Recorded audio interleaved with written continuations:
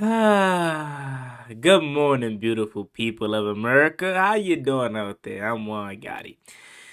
I wanted to come on here this morning to just talk about how good it is to be a team that is no longer in a drama. Remember, just a few years ago, hell, just last year, this organization was the face of drama.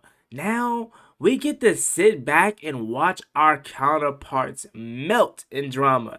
What am I talking about? We got Jerry Jones threatening to fire a radio host because he's asking the real and hard questions that should be asked. Then you go down to Philly, you got Nick Sirianni yelling at the fans, had to issue an apology, and that down there in Philly, even on a win, feels like a loss versus Cleveland. Then you go take a little train to New Jersey, New York City. You got Brian Dable mad at Malik Nabers for going to a concert.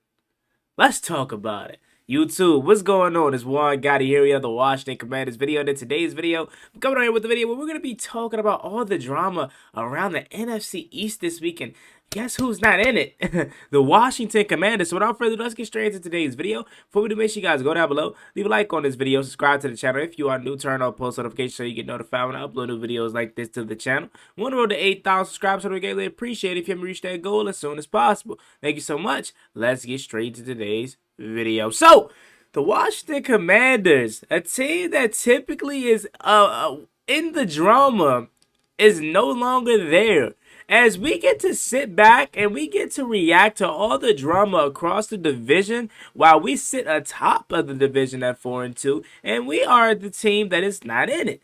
Let's first start out with the Dallas Cowboys. Good old Dallas, right? Jerry Jones, man. I don't know if any other owners in sports does this, but Jerry Jones is a public figure, obviously. He is, when you think of owners, he's probably the first owner to come to your mind because he's always out in the open. He's always vocal. He's always out there. Anytime the Cowboys get scored on, who do they zoom in on? Jerry Jones. Anytime they're getting blown out, who do they zoom in on? Jerry Jones.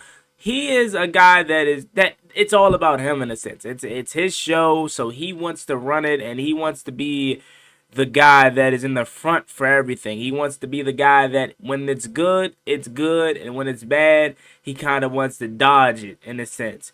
What am I talking about? So, we know Sunday what happened. The Detroit Lions, they absolutely dismembered the Dallas Cowboys, blowing them out 47-9, reaming them, whatever you want to call it. It was an absolute fun watch as a Washington Commanders fan. Shout out to the Lions for taking care of business like they did. And obviously, you should have known post-game it was going to be questions. And rightfully so. Cowboys fans are not used to this. They're used to getting let down in the playoffs, yes. But they're not used to having a struggling regular season. They're used to 10, 11, 12 win regular season games. And they're not getting that this year. That team that is just put out on the field is not good. The personnel who's running the show, not good. Mike McCarthy needs to be fired. And all these radio hosts and all these people post-game, all they did was try to ask Jerry Jones the real questions. Was like, hey, are you considering a head coaching change, etc., etc. Jerry Jones is in his feelings saying, do you think I'm an idiot, this and that? No. Do you think we can sign players at this moment? No, we can't.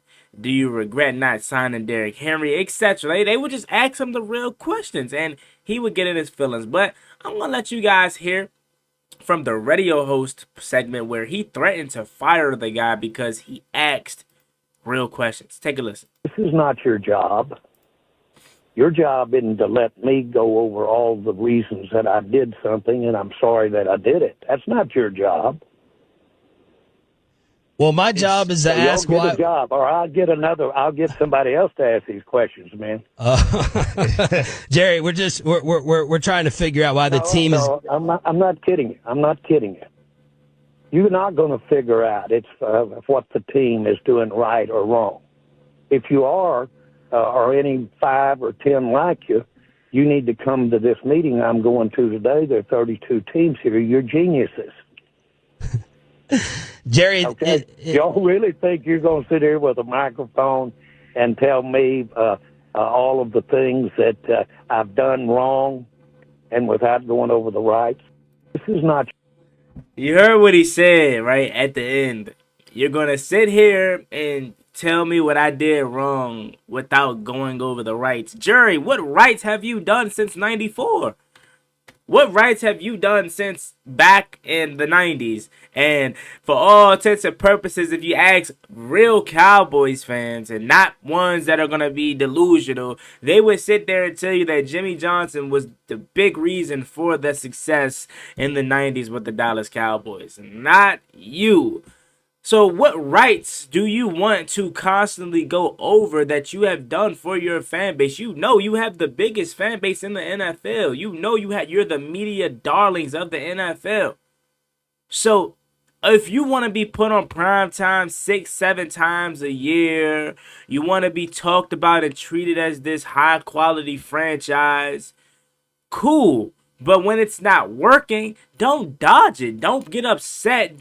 Why are you questioning me? I get somebody else up here to do it if you don't want to do it. I mean, if you're not going to ask me the questions that I want you to ask me. That's not your job.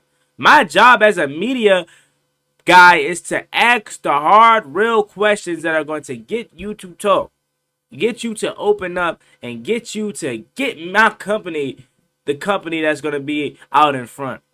So if that requires me to ask, hey Jerry, why didn't you sign so and so? Hey Jerry, do you plan on firing Mike McCarthy or making any coaching changes?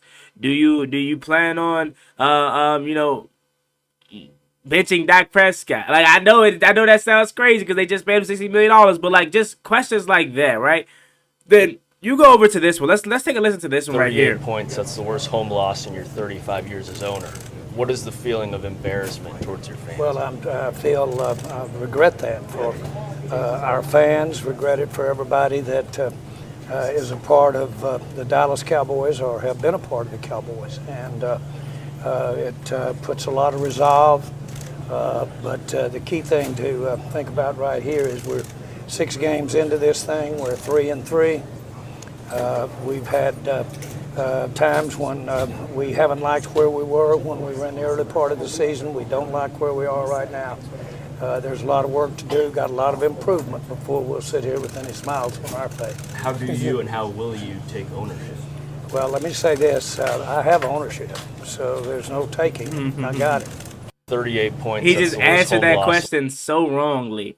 He just answered that question so wrongly, man. I love it, bruh. I love it because the Cowboys are literally melting in front of us, and they're not a good football team. And he is the biggest counterpart for that. You might want to go get Jimmy Johnson and see if he can come save your franchise. But enough of the Dallas Cowboys because that media host didn't do anything wrong. He asked the right questions, and Jerry Jones got in his feelings. Let's go over to the Philadelphia Eagles as they're the second team over here that's having a meltdown. Listen. Okay, so people are saying that Nick Sirianni heard fire Nick Sirianni chants on the sidelines and he ain't like it.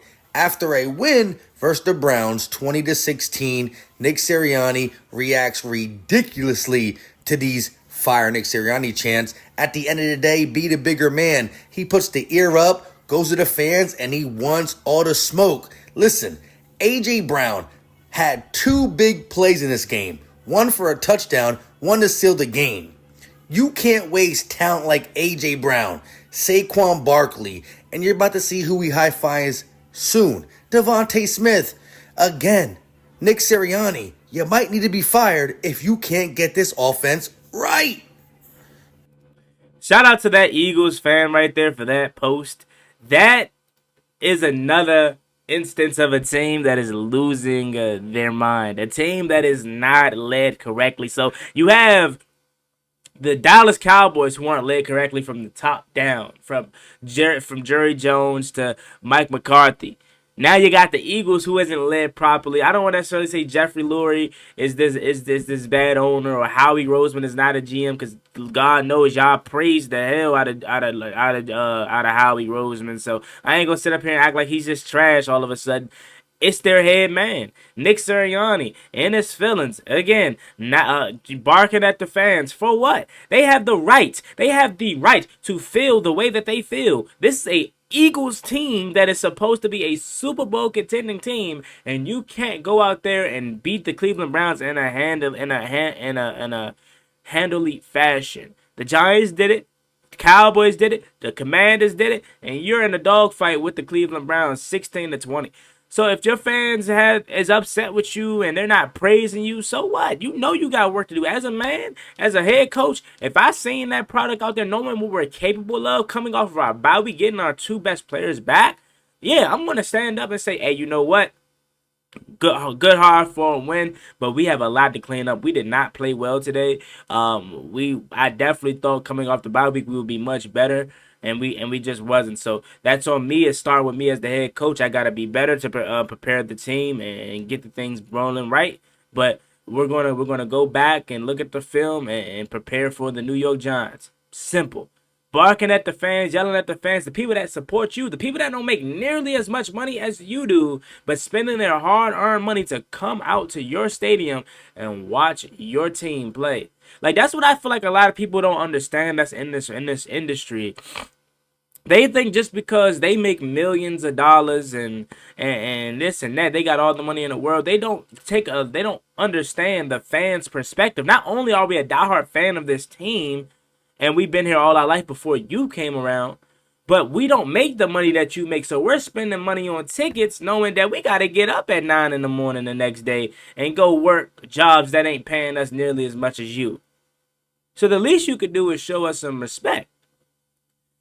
But the Eagles, man, they're going outside. And then lastly, you have Brian Dable talking about Malik Nabers and how he went to a concert or whatever, and he had some comments for him. He didn't really necessarily say he didn't talk to him, but he did. It's like say what he did say to him, but you can already say based off of his comments.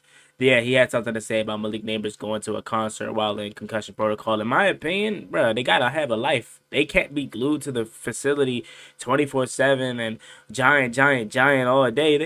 They're real people. Yeah, they want to go on their off day or when they're not playing, they're gonna want to go to concerts, want to go out, have fun, want to do this, want to do that. Like, it's life, bro. They're human at the end of the day. So, hey, man, look, all these teams across the division are going through it, and they are. All I'm saying is it feels good as a Washington Commanders fan to not be a part of this. I love it. Make sure you guys like, comment, subscribe, turn on post notifications. Let me know what you guys think about this video in the comment section down below. As always, me, your boy Juan Gotti. See you later. I'm out. Peace.